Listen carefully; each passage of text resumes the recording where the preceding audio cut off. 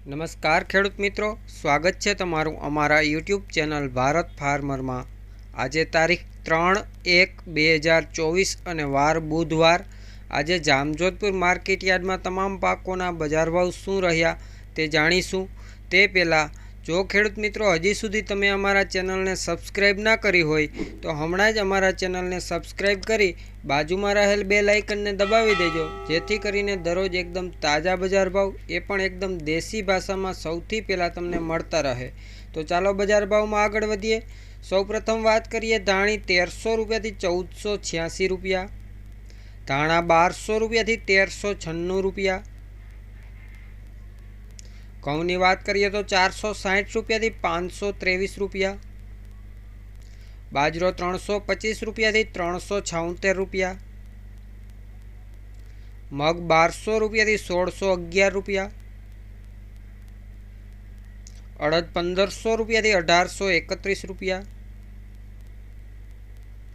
ચણા 900 રૂપિયાથી 1060 રૂપિયા, સોયાબીન 800 રૂપિયાથી 901 રૂપિયા, વાલ 1200 રૂપિયાથી 2101 રૂપિયા, તુવેર 1500 રૂપિયાથી 1936 રૂપિયા, તલની વાત કરીએ તો 2700 રૂપિયાથી 2950 રૂપિયા, એરંડા 1050 રૂપિયાથી 1111 રૂપિયા, મગફળી જાડી 900 રૂપિયાથી 1401 રૂપિયા, મગફળી ઝીણી 1000 રૂપિયાથી 1331 રૂપિયા, કપાસ 1125 રૂપિયાથી 1476 રૂપિયા, મેથી 700 રૂપિયાથી 1031 રૂપિયા, કાળા તલ 1800 રૂપિયાથી 2961 રૂપિયા।